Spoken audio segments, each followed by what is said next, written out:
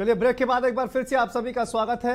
मतगणना लगातार चल रही है, काउंटिंग लगातार चल रही है और उत्तर प्रदेश की बात की जाए तो यहां पर देखिए कांटे का मुकाबला चल रहा है इंडिया और एनडीए गठबंधन के बीच। अदर्स की बात की जाए तो यहां पर एक सीट अदर्स के खाते में जाती हुई दिखाई दे रही है। ओवरऑल जो टैली है वहां पर एनडीए गठबंधन बहुमत की ओर बढ़ता हुआ नजर आ रहा है। एनडीए गठबंधन नॉट बीजेपी, बीजेपी जो है वो अभी भी बहुमत से थोड़ा दूरी पर है, लेकिन रुझान जो है वो कुछ यही बता रहे हैं कि एनडीए जो है वो फिलहाल बहुमत की ओर नजर आ रहा है, लेकिन इंडिया गठबंधन भी बहुत अच्छा प्रदर्शन करता हुआ नजर आ रहा है और दोनों में ही देखा जाए तो एक बहुत अच्छी फाइट देखने को मिली है। लेकिन ये जो उत्तर प्रदेश की अगर बात की जाए तो यहाँ पर एक बहुत बड़ा झटका भारतीय जनता पार्टी को लगता हुआ नजर आया, क्योंकि फिलहाल अभी जिस तरह के रुझान सामने आ रहे हैं यहाँ पर मामला 50-50 दिखाई दे रहा है, बल्कि 50 से भी ज्यादा कहा जाए कि इंडिया गठबंधन यहाँ पर लीड लेता हुआ दिखाई दे रहा है। इसकी वजह क्या रही और रुझान जो है वो क्या इशारा कर रहे हैं, आने वाले परिणाम जो है वो क्या इशारा कर रहे हैं, साथ ही साथ सरकार बनाने को लेकर किस तरह की कवायद जो है अब शुरू होगी भारतीय जनता पार्टी की तरफ से या फिर इंडिया गठबंधन की तरफ से, क्या कुछ होगा। क्योंकि अभी फिलहाल देखिए ये फाइनल रिजल्ट नहीं है, फाइनल रिजल्ट आने में कुछ वक्त लगेगा, लेकिन कहा जाए कि सरकार बनाने की कवायद तो जाहिर है दोनों ही तरफ से शुरू की गई होगी, लेकिन भारतीय जनता पार्टी और एनडीए जो है वो कहीं ना कहीं प्रबल यहाँ पर दिखाई दे रहा है सरकार बनाने की स्थिति में। लेकिन मैं फिर कह रहा हूं कि ये सिर्फ रुझान है, अभी फाइनल आंकड़े सामने नहीं आए हैं, इनमें परिवर्तन हो सकता है, नहीं भी हो सकता है। इसी तरह की टैली रहेगी, फिर क्या कुछ होगा ये हम आपको लगातार बताएंगे। लेकिन तमाम मेहमान भी हमारे साथ जो है वो जुड़े हुए हैं, उन सभी से आपका आप उन सभी से देखिए लेंगे ये तमाम सवाल। जिस तरह से बीजेपी जो है वो उत्तर प्रदेश में एक बड़ा झटका वहां पर लगता हुआ नजर आया है। इंडिया गठबंधन अच्छा प्रदर्शन आप टैली देखिए, 37 सीटों पर एनडीए जो है वो आगे बढ़ रहा है, इंडिया गठबंधन 42 सीटों पर उत्तर प्रदेश में आगे बढ़ रहा है। तो ये जो पूरा गणित है वो आखिर कैसे हुआ है और इसके पीछे की वजह क्या है, तमाम मेहमान हमारे साथ जुड़े हुए हैं, उनसे आपका परिचय करा देते हैं और उसके बाद चर्चा की शुरुआत कर लेते हैं। प्रदीप सिंह जी हमारे साथ जुड़े हुए हैं, कांग्रेस पार्टी के प्रवक्ता हैं। प्रदीप जी बहुत स्वागत है आपका और खुश दिखाई दे रहे हैं प्रदीप जी, बहुत शुभकामनाएं आपको। राजेंद्र गौतम जी वरिष्ठ पत्रकार हैं और हमारे साथ जुड़े हुए हैं स्टूडियो में। और राजेंद्र जी आपका भी बहुत स्वागत है। सर आप ही से मैं एक बार एनालिसिस चाहूँगा, बाकी मेहमान हमारे साथ जब जुड़ते हैं तो उनका भी आपसे परिचय करवा देता हूँ। फिलहाल शुरुआत कर लेते हैं राजेंद्र गौतम जी से। सर उत्तर प्रदेश की टैली आप देख रहे हैं, क्या वजह मानते हैं? हमारे ख्याल से ये टैली इस बात का संकेत है कि दलित और पिछड़ों ने एनडीए का साथ छोड़ दिया है। पीडीए का नारा काम कर गया। हाँ वो काम कर गया है और आप जितनी सारी सीटों बसपा की सीटों का देखिए, बसपा को इस बार बहुत कम मत प्रतिशत मिला है, तो इससे आप अंदाजा लगा सकते हैं कि बहुत तेजी से दलित इस इंडिया गठबंधन के साथ ट्रांसफर हुआ है। दलित वोट आपका कहना है कि इंडिया गठबंधन के साथ ट्रांसफर हो गया है, फायदा मिला है इसका प्रदीप जी आपको। और जिस तरह के आंकड़े हैं वो भी कहीं ना कहीं यही बयान कर रहे हैं कि बीएसपी का जो वोटर है वो इंडिया गठबंधन की ओर शिफ्ट होता हुआ ज्यादा दिखाई दिया है, बशर्ते अभी जिस तरह के रुझान सामने आ रहे हैं उसमें इससे कहीं ना कहीं जो इंडिया गठबंधन है उसको फायदा होता हुआ भी दिखाई दे रहा है। प्रदीप जी नहीं, निश्चित तौर पर हम ये कह रहे हैं कि चाहे फिर वो एमवाई सेक्शन हो, यानी कि महिला मंगलसूत्र और महंगाई, पेपर लीक, और उसकी बाद जिस तरह आप देख रहे हैं प्रभु श्री राम की नगरी जो इनका सबसे बड़ा मुद्दा था, वहां से इनके प्रत्याशी चुनाव हार रहे हैं। ये वही प्रत्याशी हैं जिन्होंने 400 सीटें मांगी थी, इसलिए मांगी थी कि देश का संविधान बदलना है, और देश का संविधान इसलिए बदलना है कि देश से आरक्षण की व्यवस्था समाप्त करनी है।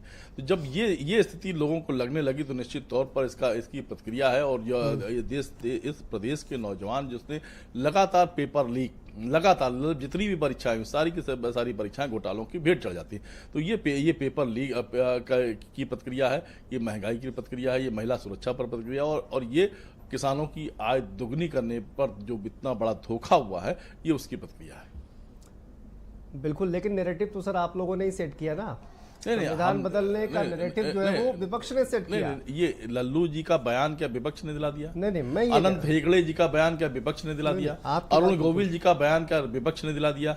और आय दुगनी करते करते अगर आपने किसान की आय 27 रुपए और कर्जा 74,000 रुपए कर दिया तो ये क्या विपक्ष ने करा दिया?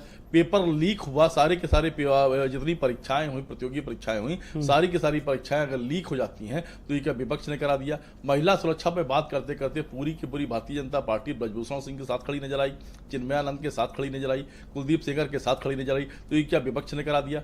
मंगलसूत्र का बयान क्या देश के प्रधानमंत्री ने नहीं दिया? मुजरा का बयान क्या देश के प्रधानमंत्री ने नहीं दिया? क्या इसको विपक्ष ने दिला दिया? तो निश्चित तौर पर नहीं, मैं ये नहीं कह रहा हूं, मैं कह रहा हूं एक नैरेटिव सेट करने की जो कोशिश की गई है उसमें कामयाब होते हुए आप दिख रहे हैं। सेट करने की बात नहीं थी, ये प्रतिक्रिया है उस सोच के खिलाफ जो सोच इस देश की लोकतांत्रिक व्यवस्था को षड्यंत्रकारी तरीके से ध्वस्त कर देना चाहती थी। निश्चित तौर पर ये चुनाव देश की आवाम और प्रदेश की आवाम को सलाम है, सैल्यूट है उनको कि उन्होंने तात्कालिक तरीके से अपने स्तर पर यह प्रतिक्रिया दी है, हम उन्हें सैल्यूट करते हैं। ठीक है, नाहिद लारी खान जी हमारे साथ जुड़ चुकी हैं, समाजवादी पार्टी के प्रवक्ता है। नाहिद जी, बहुत स्वागत है आपका। चेहरे पर मुस्कुराहट नजर आ रही है, आप काफी खुश नजर आ रही हैं, जिस तरह का प्रदर्शन जो है वो इंडिया गठबंधन करता हुआ नजर आ रहा है, क्या कहेंगी? माननीय अखिलेश यादव जी ने तो पहले ही कहा था कि काउंटिंग का दिन मंगल है और मंगल रहेगा। ये एको करो, इसको ठीक करिए, सबके लिए मंगल रहेगा। और आप देखिए कि प्रदेशवासियों के लिए आज का दिन मंगल है। इंडिया गठबंधन को बजरंगबली जी ने अपना आशीर्वाद दिया है, तो आज जय बजरंगबली हो गया है और तोड़ दुश्मन की नली भी हो गया। जो भाजपा देश की दुश्मन है, प्रदेश की दुश्मन है, नौजवानों, किसानों, महिलाओं, पिछड़े दलितों की जो दुश्मन है, उनकी तोड़ दुश्मन की नदी भी हो गया आज। तो आप देखिए ना, मैं सबसे पहले तो बात करती हूँ वाराणसी की और मोदी जी के क्षेत्र की बात करती हूँ। मोदी जी बमुश्किल तमाम, भले ही वो जीत रहे, लेकिन बमुश्किल तमाम वो 1.5 लाख वोट से भी नहीं जीत रहे, बमुश्किल तमाम 1,32,000 वोट तक पहुंचे, जबकि अभी 2019 के चुनाव में लगभग 5 लाख वोटों से वो जीते थे। तो ये जीत नहीं है, ये निश्चित रूप से ये मोदी जी की हार है। उनको नैतिकता के आधार पर इस्तीफा दे देना चाहिए। ये मोदी जी के नकार दिया, उनके क्षेत्र में, उनके क्षेत्र की जनता ने नकार दिया, मोदी जी के चेहरे को नकार दिया। न केवल उत्तर प्रदेश में, सिर्फ उत्तर प्रदेश नहीं, उनके खुद के क्षेत्र में उसके चेहरे को नकार दिया, जिस चेहरे पे वो खुद वोट कहते हमें देखिए, मेरे चेहरे को देखिए, मेरे चेहरे पर वोट दीजिए। तो जनमानस ने उसके चेहरे को नकार दिया। अरे वो तो इस कदर पहुंच गए थे कि उन्होंने अपने आप को भगवानी अवतार घोषित कर दिया था और उनके सब जो भक्त हैं, जो चमचे, वो वाह कर रहे थे। और एक उनके बड़े चम्मच थे, वो तो कह रहे थे मोदी जी भगवानों के भी नहीं। तो ये सब चीजें जनमानस में नागवार गुजरी। अब आप ये देखिए ना कि जो चाणक्य कहे जाते हैं, वो कह रहे थे कि मोदी जी जो 10 लाख वोटों से जीते हैं, ना कोई चाणक्य है ना कोई माणक्य है, इस्तीफा दे देना चाहिए मोदी जी को। अब आप इस चीज से समझिए, मैं केवल 2 क्षेत्र की आपसे बात करती हूँ, एक अयोध्या और दूसरा मेरठ। अयोध्या श्री राम जी की नगरी, श्री राम जी की नगरी अयोध्या पे श्री राम जी ने अपना आशीर्वाद सपा और इंडिया गठबंधन को दिया, और मेरठ से भी श्री राम जी ने अपना आशीर्वाद सपा और इंडिया गठबंधन को दिया। जबकि इन दोनों सीट पर माननीय अखिलेश यादव जी ने, दोनों सामान्य सीटें, इन दोनों सीट पर माननीय अखिलेश यादव जी ने एसटी वर्ग को टिकट दिया। और अयोध्या से तो 9 बार के एमएलए रहे, 5 बार के मंत्री रहे, बहुत सीनियर लीडर, और देश प्रसाद जी को उन्होंने टिकट दिया। देखिए किस प्रकार से श्री राम जी ने अपना आशीर्वाद दिया है। अयोध्या, मेरठ, सब जगह पूरे उत्तर प्रदेश में श्री राम जी ने अपना आशीर्वाद समाजवादी पार्टी और इंडिया गठबंधन को दिया। और इससे एक चीज और समझिए, केवल और केवल देश के एकमात्र सारी पार्टी को अगर मैं आपको दिखा दूं, केवल एकमात्र ऐसे नेता है माननीय अखिलेश यादव जी, जिनके अंदर वो काबिलियत है कि उन्होंने वोट ट्रांसफर करा दिया, एससी कैंडिडेट को दिया, सामान्य सीट से टिकट दिया और संपूर्ण हर वर्ग का वोट उनको ट्रांसफर हो गया। वही आप देखिए, घोसी आप याद करिए, उपचुनाव हुआ था, तब भी जो है वहाँ पे पिछड़े समाज ने समाजवादी पार्टी के अपर कास्ट के कैंडिडेट को भारी बहुमत से जिताया था। अभी भी जो घोषित चुनाव, नाहिद जी आपका ऑडियो क्लियर नहीं आ पा रहा है। मैं चाहूंगा कि एक बार अपना ऑडियो जो है वो ठीक करवा लें। मैं वापस आता हूं आपके पास, लेकिन प्रदीप जी कह रही हैं कि बड़े मंगल पर एक बड़ा मंगल हो गया इंडिया गठबंधन का, और आशीर्वाद जो है वो मिल गया है हनुमान जी का, और प्रभु श्री राम का भी आशीर्वाद मिल गया है। नहीं, निश्चित तौर पर सही बात कह रही हैं आप। देखिए, आप ये बात इन्होंने सही कही कि आप अयोध्या की सीट ले लीजिए, मेरठ की सीट ले लीजिए। अब आदरणीय प्रधानमंत्री जी किस तरह के बयान देते थे तमाम विपक्षी नेताओं के लिए, किस तरह की भाषा का प्रयोग करते थे। तो इस तरह की भाषा कम से कम भारतीय संस्कृति में स्वीकार्य नहीं है। और देश के प्रधानमंत्री को समझना चाहिए कि आप देश के प्रधानमंत्री हैं, विपक्ष के नेताओं के लिए अमर्यादित टिप्पणी करने से बचना चाहिए। और ये इस तरह की भाषा कतई किसी भी कीमत पे स्वीकार नहीं हो। ये इसी का परिणाम है कि देश की जनता और देश की जनता ने। मैं आता हूँ प्रदीप जी आपके पास। मैनपुरी से बड़ी खबर सामने आ रही है। डिम्पल यादव ने मैनपुरी से चुनाव जीत लिया है। रायबरेली में राहुल गांधी 3,20,000 वोटों से आगे चल रहे हैं। ये बड़ी खबर, बड़ी अपडेट सामने आ रही है। डिम्पल यादव ने जीत हासिल की है। राहुल गांधी 3 लाख से ज्यादा वोटों से आगे चल रहे हैं। सपा के विजेंद्र सिंह 20,000 मतों से अलीगढ़ से आगे चल रहे हैं। मेरठ में अरुण गोविल 1668 वोट से आगे चल रहे हैं। तो देखिए यहाँ पर ऊपर नीचे जो कहा जाए कि एक जो पेंडुलम है वो होता रहता है। मेरठ बहुत ही दिलचस्प आंकड़ा यहाँ पर, लेकिन डिम्पल यादव ने जीत दर्ज की है। रायबरेली में राहुल गांधी एक बड़े अंतर से जीत दर्ज करते हुए नजर आ रहे हैं। अलीगढ़ में समाजवादी पार्टी के विजेंद्र सिंह 20,000 मतों से आगे चल रहे हैं। तो अलीगढ़ में भी समाजवादी पार्टी लीड देते हुए नजर आ रही है। मेरठ में अरुण गोविल मात्र 1668 वोट से आगे चल रहे हैं, बहुत ही माइनर से लीड। लेकिन फिलहाल ये बड़ी अपडेट, बड़ी खबर सामने आ रही है मैनपुरी से, जहां पर डिम्पल यादव ने जीत दर्ज कर ली है। और यहां पर देखिए भारतीय जनता पार्टी ने कभी भी जीत दर्ज नहीं की है। तो ये एक कहा जाए कि हमेशा से ही चैलेंजिंग सीट रही है भारतीय जनता पार्टी के लिए, और यहाँ पर जीत दर्ज करने में कामयाब नहीं हुई है। लेकिन राजेंद्र जी, मैनपुरी की सीट देखिए, तमाम समीकरण जो है वो सेट करने की कोशिश भारतीय जनता पार्टी के द्वारा की जाती है, चाहे वो राजपूत वोट हो, ठाकुर वोट हो या फिर दलित वोट हो, उनको अपने पाले में करने की कोशिश, लेकिन अभी तक कामयाबी नहीं मिल पाई है। क्या वजह आप मानते हैं इसको? ऐसा है, ये सपा की पारंपरिक सीट है और वहां के मतदाता जितना विकास कार्य सपा ने किया है, इसकी वजह से वो निरंतर उनको साथ देते रहते हैं। इसी के कारण आज जो बड़ी जीत हुई है मैनपुरी से डिम्पल जी की, वो बहुत बड़ी जीत है। बिल्कुल, ये कहा जाए कि बड़ी जीत इसलिए भी है क्योंकि पिछली बार भी हम देखें तो उपचुनाव हुआ था, वहां पर भारतीय जनता पार्टी को एक शिकस्त का सामना करना पड़ा। लेकिन एक बार फिर से डिम्पल यादव जो है वहां पर जीत दर्ज करते हुए नजर आई हैं। तो ये कहीं ना कहीं कहा जा सकता है कि जो वोटर्स है उनका भरोसा डिम्पल यादव ने वहां पर जीता है। और अब मैनपुरी जो है एक तरीके से उनका गढ़ कहा जा सकता है। लेकिन ओवरऑल अगर हम देखें तो इंडिया गठबंधन का जो प्रदर्शन है, आप देखिए सहारनपुर से शुरुआत करें तो सहारनपुर से भी इमरान मसूद जो है वो बढ़त बनाए हुए हैं। यहाँ पर राहुल गांधी, उत्तर प्रदेश में राहुल गांधी का चुनाव लड़ना कहीं ना कहीं इंडिया गठबंधन के लिए एक महत्वपूर्ण कदम जो है वो साबित हुआ। बड़ी खबर लखीमपुर से, केंद्रीय गृह राज्य मंत्री अजय टेनी चुनाव हार गए हैं। लखीमपुर से ये बड़ी खबर सामने आ रही है, केंद्रीय गृह राज्य मंत्री अजय टेनी चुनाव हार गए हैं। ये बड़ी खबर इस वक्त के सामने आ रही है लखीमपुर खीरी से, जहां पर केंद्रीय गृह मंत्री अजय टेनी चुनाव हार गए हैं।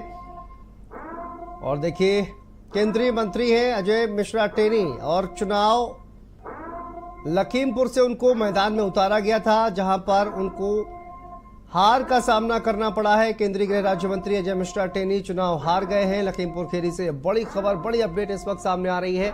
और लगातार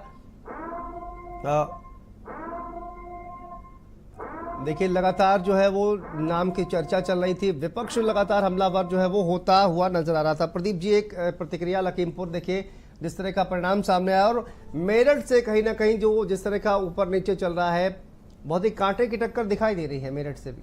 अब ये देखिए, अभी हम लोग चर्चा कर रहे थे कि किसान की आय दुगनी करने की बात करते करते उनकी आय 27 रुपए प्रतिदिन कर दी। ये वही महोदय हैं जिनके बेटे ने किसानों के सीने पर गाड़ी चढ़ाई थी। और गाड़ी क्यों चढ़ाई थी?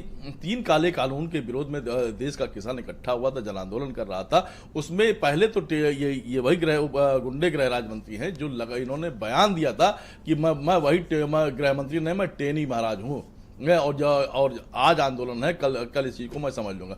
उसी के ठीक बाद उनके बेटे द्वारा और उनके साथियों द्वारा या किसानों के सीने पर गाड़ी चढ़ा दी जाती है। ये उसकी प्रतिक्रिया निश्चित तौर पर, हम ये बार बार कह रहे हैं कि आप उत्तर प्रदेश की जब आप बात कर रहे हैं तो उत्तर प्रदेश में अराजकता का माहौल था, ये उसकी प्रतिक्रिया है। हम लखनऊ में बैठकर जब चर्चा कर रहे हैं तो इसी लखनऊ की कचहरी में एक अपराधी दूसरे अपराधी को गोली मार देता है, अदालत के अंदर मार देता है। पुलिस की अभिरक्षा में एक अपराधी दूसरे अपराधी को गोली मार रहा होता है, जेल के अंदर एक अपराधी दूसरे अपराधी को गोली मार रहा था, अपराधी पुलिस को चुनौती दे रहा होता है और कम से कम 5-5 पुलिस अधिकारी, कर्मचारी और अधिकारियों को गोली मार देता है, और उसके बाद उसकी प्रतिक्रिया में सरकार क्या करती है, उसकी गाड़ी पलट देती है। तो कानून का राज लगभग समाप्त हो चुका था। देश में नौजवानों, प्रदेश के अंदर नौजवानों के साथ छलावा हुआ था।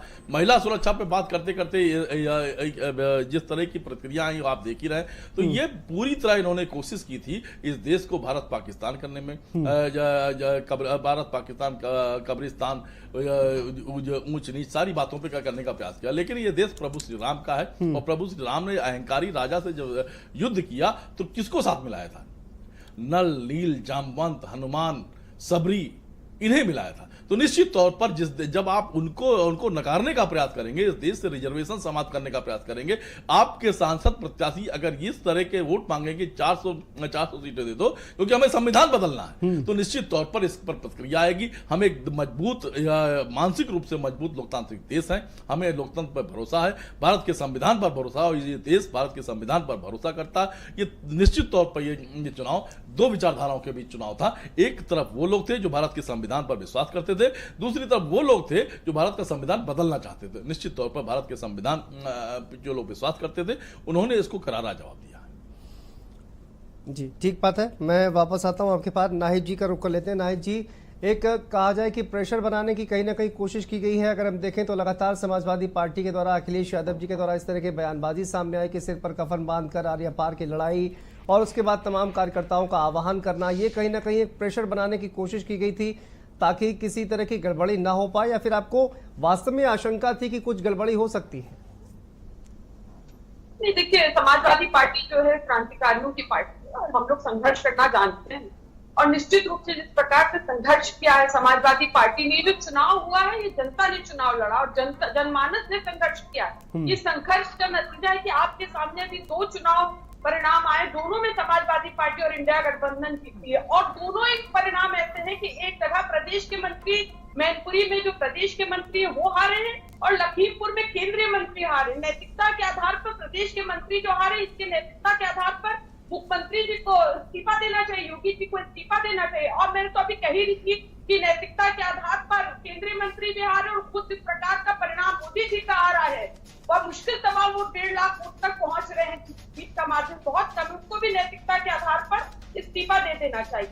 ये जो जीत हुई है मैनपुरी में, माननीय डिम्पल यादव भाभी जी जो जीती है, ये महागुंडों, महाभ्रष्टाचारियों की जो टोली है, गिरोह है भाजपा, इसको पुनः पराजित किया है, पुनः पराजित कर इतिहास रचा। इसे कहते मुद्दई लाख बुरा चाहे, क्या होता है वही होता है जो मंजूर खुदा होता है। अभी अयोध्या की बात हो रही थी, संविधान की बात हो रही, आप गौर करें कि अयोध्या के जो बीजेपी के प्रत्याशी थे और मेरठ के भी जो बीजेपी के प्रत्याशी, दोनों ने बाबा साहब, माने बाबा साहब के संविधान को बदलने की बात की थी।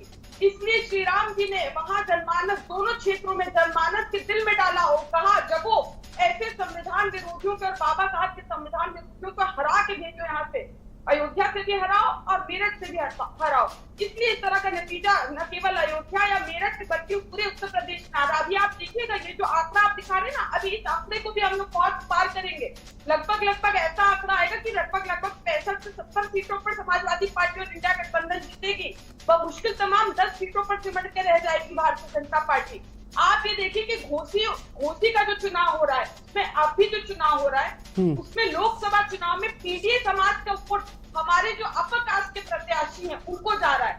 देश के एकमात्र ऐसे नेता माननीय अखिलेश यादव जी जो इस प्रकार से वोट ट्रांसफर करा सकते हैं। घोसी उपचुनाव में भी हुआ था, इस प्रकार से हमारे अपर कास्ट के प्रत्याशी को पीडीए समाज का, पूरे पीडीए समाज को वोट ट्रांसफर कराया था माननीय यादव जी ने। आज पुनः लोकसभा चुनाव में राजीव राय को, जो अपर कास्ट के, उनको पीडीए समाज का पूरा वोट ट्रांसफर कराया है। ये ताकत केवल और केवल देश में एकमात्र नेता माननीय अखिलेश यादव जी में है जो इस तरह से वोट ट्रांसफर करा सकते, मैं दावे के साथ कह सकती हूँ। और मैं तो जिस प्रकार से रायबरेली का भी नतीजा आ रहा है उसमें भी मैं कहना चाहूंगी कि जिन चिंटू, मिंटू, पिंटू लोगों को बीजेपी ने अपने पाले में लिया था, ज्वाइन कराया था और गद्दारी करवाई थी समाजवादी पार्टी से। अब क्या होगा उनका, उनको क्या निकालेगी बीजेपी? और दूसरा तो मैं ये भी कहना चाहती हूँ कि जिस प्रकार से एग्जिट पोल आया और सारे चैनलों से एग्जिट पोल दिखाया, और ये एग्जिट पोल ने जिस तरह से जनमानस को मानसिक रूप से प्रताड़ित किया, क्योंकि मैं पुनः कह रही हूँ कि जो चुनाव हुआ ये जनता चुनाव लड़ रही थी, जनमानस का चुनाव था, और जिस प्रकार से 2 दिन तक मानसिक रूप से प्रताड़ित किया, मैं तो इलेक्शन कमीशन से अनुरोध करूंगी और माननीय सुप्रीम कोर्ट से भी अनुरोध करूंगी कि इसका संज्ञान ले और इस तरह से एग्जिट पोल को बैन करें। और क्योंकि क्रिमिनल ऑफेंस है कि आप जनमानस को आप मानसिक रूप से प्रताड़ित कर रहे हैं, ये क्रिमिनल ऑफेंस है, तो इसमें बैन भी लगाना चाहिए और साथों साथ सारे चैनल्स पे कार्रवाई भी होनी चाहिए। तो मैं ये आपको बताना चाहती हूँ। चलिए, बड़ी खबर रायबरेली से आमने सामने आ रही है। देखिए, जहां पर राहुल गांधी ने चुनाव जीत लिया है, लगभग 4 लाख मतों से राहुल गांधी ने जीत हासिल की है। बड़ी खबर सामने आ रही है, रायबरेली से राहुल गांधी ने जीत हासिल की है और लगभग 4 लाख वोटों से राहुल गांधी ने रायबरेली से जीत हासिल की है। बुलंदशहर से भोला सिंह ने जीत हासिल की है। रायबरेली सीट से राहुल गांधी चुनाव जीत गए हैं। 4 लाख मतों से राहुल गांधी ने ये जीत हासिल की है। बड़ी खबर ये सामने आ रही है, लखीमपुर खीरी से समाजवादी पार्टी के उत्कर्ष वर्मा ने जीत हासिल की है। बुलंदशहर में बीजेपी के भोला सिंह ने जीत हासिल की है। तो रायबरेली से इस वक्त की बड़ी खबर सामने आ रही है, कांग्रेस पार्टी के पूर्व अध्यक्ष राहुल गांधी, उन्होंने रायबरेली से जीत हासिल की है और 4 लाख मतों से उन्होंने जीत हासिल की है। रायबरेली में जिस तरह से देखिए आनंद फानंद में पहुंचे हुए थे राहुल गांधी, और उसके बाद एक बम्पर लहर कहीं ना कहीं राहुल गांधी के पक्ष में चलती हुई दिखाई दी। उसी का परिणाम 4 लाख से ज्यादा मतों से राहुल गांधी ने जीत दर्ज की है। वहीं पर अब देखिए एक बड़ी अपडेट जो है वो लखीमपुर से भी सामने आ रही है, जहां पर समाजवादी पार्टी के उत्कर्ष वर्मा ने जीत हासिल की है और बुलंदशहर में भी एक बड़ी जीत जो है वो भोला सिंह ने दर्ज की है। तो ये अलग अलग अपडेट जो है वो लोकसभा क्षेत्रों से फिलहाल सामने आ रहे हैं, लेकिन सबसे बड़ी खबर रायबरेली से है, जहां पर राहुल गांधी ने 4 लाख मतों से जीत हासिल की है। सोनिया गांधी के यहां से जाने के बाद राहुल गांधी ने इस सीट पर चुनाव लड़ा। उन्नाव से देखिए बीजेपी के साक्षी महाराज चुनाव जीत गए हैं। उन्नाव से बड़ी खबर सामने आ रही है, साक्षी महाराज ने यहां पर जीत हासिल की है। उन्नाव लोकसभा क्षेत्र का परिणाम सामने आ गया है, रायबरेली का भी परिणाम सामने आ गया है। राहुल गांधी ने जीत यहां पर हासिल की है। तो ये बड़ी खबर, बड़ी अपडेट सामने आ रही है उन्नाव से, रायबरेली से, जहां पर देखिए राहुल गांधी ने जीत हासिल की है।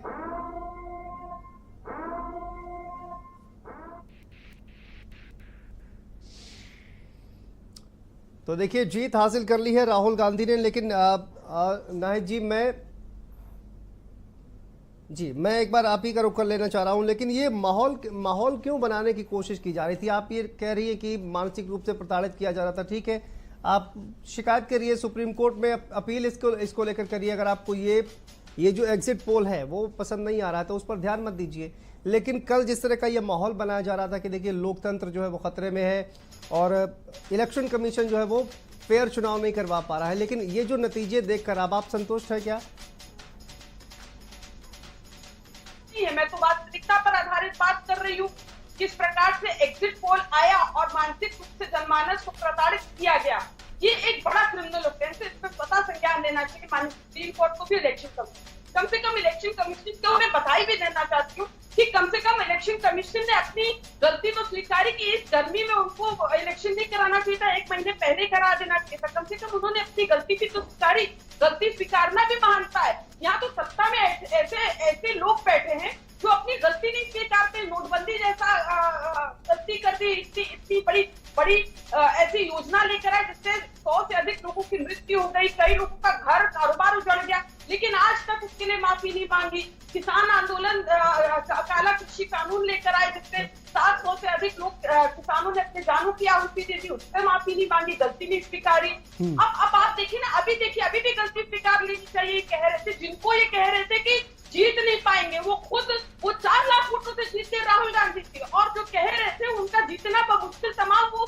1.5 लाख वोटों से भी जीतना उनके लिए दूभर हो रहा है। तो ये अब उनको गलती स्वीकार कर अपने नैतिकता के आधार पर इस्तीफा दे देना चाहिए, लेकिन नहीं देंगे क्योंकि आप सभी सत्ता नाहिद जी सभी का इस्तीफा ले लेंगी क्या? आप योगी आदित्यनाथ जी का भी इस्तीफा मांग रही हैं, आप प्रधानमंत्री जी का भी इस्तीफा मांग रहे हैं, सभी का इस्तीफा ले लेंगी क्या आप?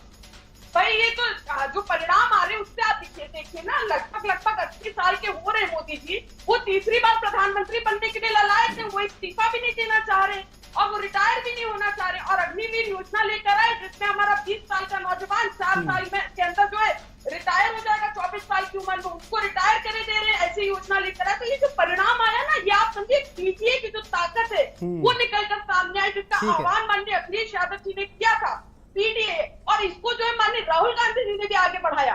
तो ये समझिए कि ये पीडीए का जो ताकत है ये निकल कर आया, जिस प्रकार का परिणाम आप देख रहे हैं। अभी मैं तो बता रही हूँ कि रुझान है, अभी आप देखिएगा 70 लगभग 70 सीट टच करेगी समाजवादी पार्टी और इंडिया गठबंधन। 70 सीटों का दावा नाहिद जी कर रही है, लेकिन राजेंद्र जी एक सेकंड और दीजिए। देखिए पीडीए समाज ने ठान लिया है कि अब वो सत्ता की टोली के कहार नहीं बनेंगे, अब ये सत्ता की टोली के सवार बनेंगे, अब बीजेपी वाले सत्ता की टोली के कहार बनेंगे। रह लिया सत्ता की टोली पे सवार उन्होंने बहुत दिन रह लिए, अब पीडीए समाज जग चुका है, इनके अंदर चेतना जगाने का काम माननीय अखिलेश यादव जी ने किया।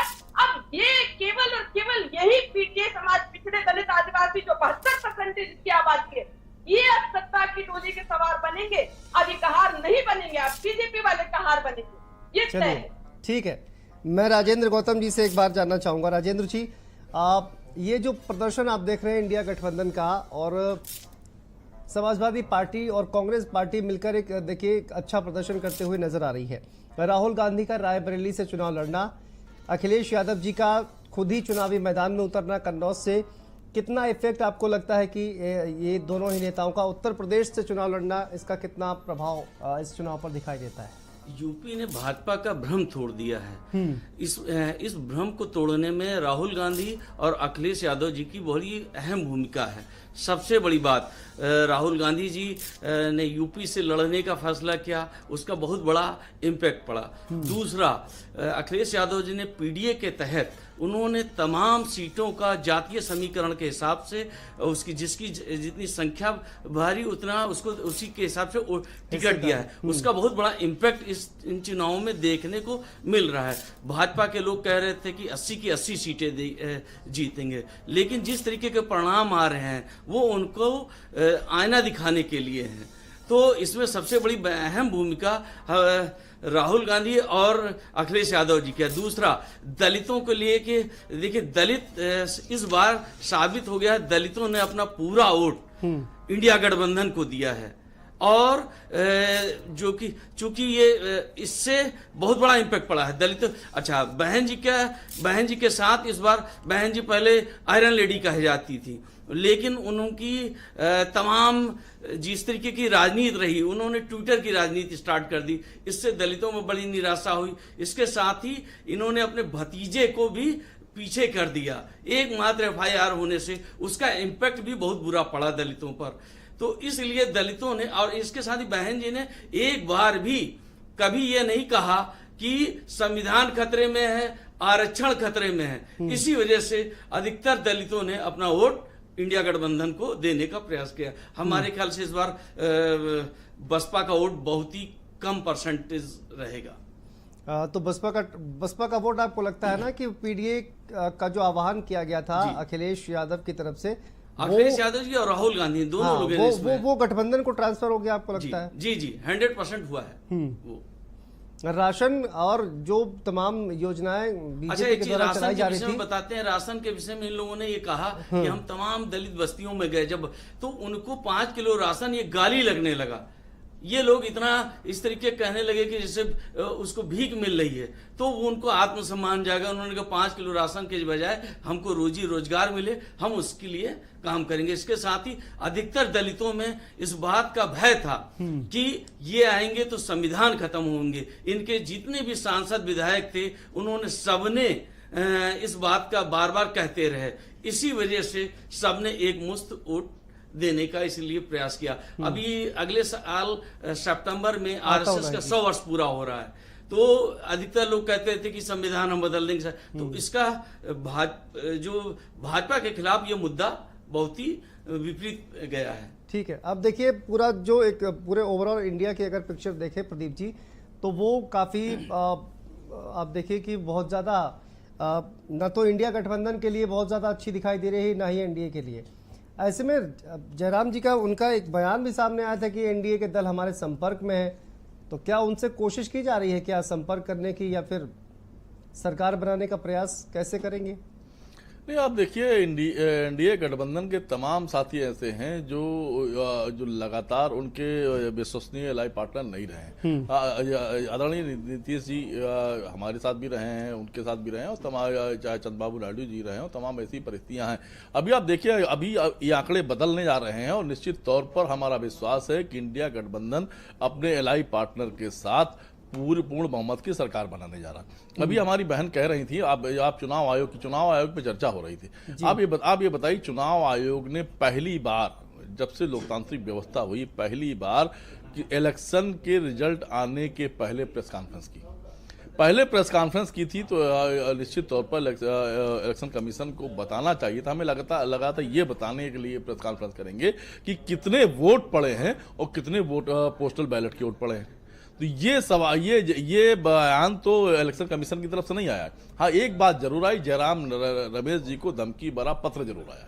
तो धमकी भरा पत्र, देखिए हो सकता है एक नोटिस हमारे पास भी आ जाए, लेकिन हम ये कहेंगे उन्होंने तो ये बयान दिया ना कि 150 डीएम को फोन किया गया गृह मंत्री के द्वारा, लेकिन वो डेटा एक भी नहीं दे पाए। ये बिल्कुल यही मैं कहने जा रहा हूँ कि आप देखिए, आप सुप्रीम कोर्ट नहीं है, आप सुप्रीम कोर्ट के भी निर्णय पर विचार होता है और उस पर भी प्रतिक्रिया दी जाती है। आप उस पर कोई आरोप नहीं लगा सकते माननीय उच्चतम न्यायालय पर कि आपने इस तरह के आपका फैसला करा था, लेकिन आपके फैसले पर प्रतिक्रिया हो सकती है। उसके बाद भी 7 जजों की बेंच उस पर आपकी बात सुनती है। आज आप देखिए कि माननीय उच्चतम न्यायालय के जजों द्वारा भी एक पत्र माननीय महामहिम को दिया गया, जिसमें बताया गया कि कोई भी जो दल ज्यादा संख्या में हो उन्हें आप बुलाने का प्रयास करिएगा, वरना तमाम गड़बड़ियां हो सकती हैं। गड़बड़ियों के पीछे कारण था लगातार बीजेपी के जो व्हाट्सएप ग्रुप थे उन पे इस तरह की बातें निकल कर आ रही थी और तमाम तरह की बातें समाज में फैलाई जा रही थी। तो वही सबूत सामने रखते हैं सर, वही तो मैं कह रहा हूं। निश्चित, आप देखिए, आप धमकी भरा पत्र नहीं भेज सकते, आप न्यायपालिका नहीं है, आप न्यायपालिका नहीं है। आपने कहा कि एफआईआर दर्ज करवाएंगे। आपको अगर हमें कोई शिकायत है आपसे और हमने कोई बात आपसे कही है, तो ये आपकी भी जिम्मेदारी बनती है कि आप ये देखें कि ऐसी कोई घटना घटी थी या नहीं घटी थी। आप ये बताइए कि हम पुलिस के पास जाएं एफआईआर कराने, तो आप कैसा है, पहले सबूत लेके आओ, वरना तुम्हें गिरफ्तार कर जेल भेज देंगे। क्या आप विवेचना करेंगे कि अपराध हुआ या नहीं हुआ? बिल्कुल विवेचना होनी चाहिए, लेकिन आप विक्टिम को ही ये कहते हैं कि तुम सबूत लेकर आओ कि तुम्हारे घर में जो हत्या हुई तो फलां ने किया है, वरना तुमको गिरफ्तार करके जेल भेज देंगे। नहीं सर, मारपीट ये भाषा तो नहीं होनी चाहिए, मुझे लगता है। मैं ये कह रहा हूं कि आप थाने पर कंप्लेंट करने गए हैं कि हमारे साथ मारपीट हुई है, आप हमारी शिकायत सुन लीजिए। पुलिस कह रही है कि आप मेडिकल तो करवाइए, आप कह रहे नहीं मेडिकल नहीं करवाएंगे, लेकिन हमारी मार हुई है। नहीं, पुलिस ने मेडिकल कराने के लिए नहीं कहा। पुलिस ने कहा वो सबूत लेकर आओ जिससे तुम्हारे साथ दुर्घटना हुई है। मेडिकल कराने के लिए यहाँ पे पुलिस ने नहीं कहा, यहाँ पे वो बता रहे वो सबूत लेकर आओ।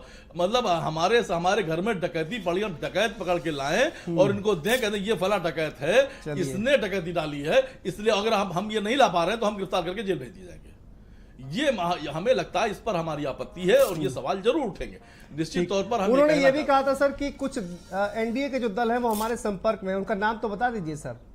तो निश्चित तौर पर अभी हम तो ये कह रहे हैं कि आप 2 घंटे और रुकिए, हम आपको पूर्ण बहुमत के आंकड़े के साथ मिलेंगे और निश्चित तौर पर हम आपसे फिर बैठकर चर्चा कर रहे होंगे। और जो हमने वादा किया है, आदरणीय राहुल गांधी जी ने, आदरणीय अखिलेश यादव ने और इंडिया गठबंधन ने जो देश से वादा किया है कि हम पहली नौकरी पक्की की बात करेंगे, हम 1 लाख रुपए की बात करेंगे, महिलाओं को 1 लाख रुपए देने की बात करेंगे। जो वादा किया वो हम 1 महीने के अंदर इस पर अमल करते नजर आएंगे। इनकी तरह झूठे वादे नहीं करेंगे कि बुलेट ट्रेन आज भी नहीं ढूंढने मिल रही। भैया 100 स्मार्ट सिटी में आज तक मैंने पूरे चुनाव में हर डिबेट में 10 स्मार्ट सिटी जो उत्तर प्रदेश के हैं, भारतीय जनता पार्टी के हर प्रवक्ता से पूछा, वो 10 स्मार्ट सिटी के नाम बता दो, स्मार्ट सिटी की परिभाषा बता दो। आज तक किसी ने नहीं बताया, आज तक। वो आपके माननीय एक सम्राट चैनल पर बैठ करके आपने भारत समाचार में भी जो उनके प्रवक्ता से पूछा, वो तब भी नहीं बता पाए। और हम फिर ये कहते हैं, लोकतांत्रिक व्यवस्था में निश्चित तौर पर पत्रकारिता एक चौथा स्तंभ है। और आप जब हम सलूट करते हैं भारत समाचार को, सलूट करते हैं ब्रजेश जी को और आप जैसे लोगों को, जिन्होंने कम से कम पारदर्शिता के साथ पूरा एक्शन कैंपेन पे नजर रखी और अपनी बात रखी। हम उन लोगों से कहना चाहते हैं जो कल शाम को बैठकर विभाग बांट रहे थे और कह रहे थे कि कैसे कैसे कैसे कैसे, मतलब कम से कम उन्हें अपने गिरेबान पे झांकना चाहिए कि आप पत्रकारिता धर्म पर इतना बड़ा निशान मत लगाइए कि लोगों को आप पर से विश्वास उठ जाए। हम उन चुनावी पंडितों से कहना चाहते हैं कि आप तो बहुत बड़े बड़े आंकड़े बता रहे थे और आपने लगातार मनोबल तोड़ने का प्रयास किया और आप लगातार 400 पार आदरणीय मोदी जी को कहने देते। आप लगातार 400 बार कर रहे थे। ये नहीं होना चाहिए था। आप कम से कम अगर आप वाकई कोई सर्वेक्षण कर रहे थे तो उसका एक आप फार्मूला सामने लाते तो आप बताते तो कितने लोगों से आपका संपर्क हुआ, कितने लोगों ने आपसे संपर्क करने से मना किया, कितने लोगों ने आपने जब पूछा तो उन्होंने जवाब दिया, कितने लोगों ने जवाब देने से इनकार किया। एक फार्मूला लोगों के सामने, ये पारदर्शिता होनी चाहिए नहीं होनी चाहिए। कम से कम हमें पता हो कि जो हमारे चुनावी पंडित हैं, जो सर्वेक्षण लेकर हमारे सामने आ रहे हैं, उसमें कितनी सच्चाई है, ये देश के नागरिकों को पता जानने का हक है या नहीं है। तो आप बगैर किसी आधार के आप, और ये देखिए जितने भी आंकड़े आ रहे थे, जो अमित शाह जी जो बयान देते थे, मोदी जी जो बयान देते थे या कि बिहार में 30 सीटें आएंगी, आंध्रा में इतनी सीटें आएंगी, उत्तर प्रदेश में 30 सीटें आएंगी, ये एकदम सेम वही आंकड़े इनके होते थे, सेम। और पहली बार हो रहा है कि जितने भी सर्वेक्षण आए, जो सर्वेक्षण मुख्य टीवी चैनलों पे नहीं आए, उनके आंकड़े और इनके आंकड़ों में अंतर था, लेकिन ये 4-5 प्रमुख सर्वेक्षण थे, इनके सबके आंकड़े सेम थे। तो ये कहीं चिट्ठी तो नहीं मिली थी, कोई पर्ची तो नहीं गई थी उधर। ये भी सोचने का विषय, कम से कम अपनी क्रेडिबिलिटी को पर विचार करना चाहिए। कम से कम एक बार फिर हम कहेंगे कि आप अगर सर्वेक्षण कर रहे हैं तो उसमें ईमानदारी होनी चाहिए। अगर जनता में विश्वास नहीं होगा तो आपके सर्वेक्षण का कोई मतलब नहीं होगा। ठीक है, एग्जिट पोल पर निश्चित तौर पर सवाल आप उठा सकते हैं। ये पहली बार नहीं है जब एग्जिट पोल जो है वो गलत साबित हुए हैं। 2004 में भी कुछ इसी तरह का जो है वो तस्वीर सामने आई थी, उस वक्त भी एग्जिट पोल जो है वो गलत साबित हुए। तो बीजेपी की सरकार आपके कभी नहीं साबित हुआ। आपने जब कहा, भारत समाचार ने जब कहा, वो एक चीज सही नहीं सर, हम तो जो जैसा दिखता वैसा ही रिपोर्ट करते हैं, अपना व्यूज देने से कोशिश नहीं करते हैं। नहीं जी, कुछ कहना चाह रही थी जी। मैं तो सबसे पहले माननीय राहुल गांधी जी को बहुत बहुत बधाई देना चाहूंगी कि 4 लाख प्लस वोटों से जीतकर उन्होंने इतिहास बचा है, इसके लिए बहुत बधाई।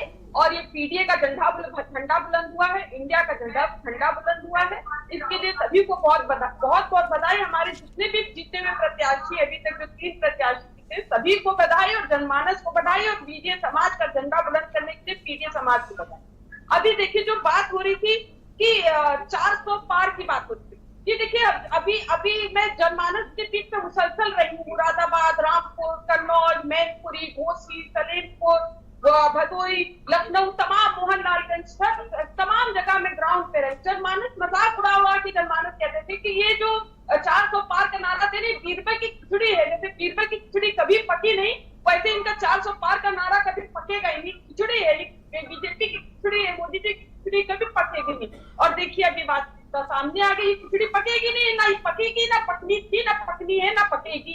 देखिए जनमानस ने नकार दिया मोदी जी के चेहरे को। अभी तेरे भाई जो है बता रहे थे राशन की भी बात, आप ये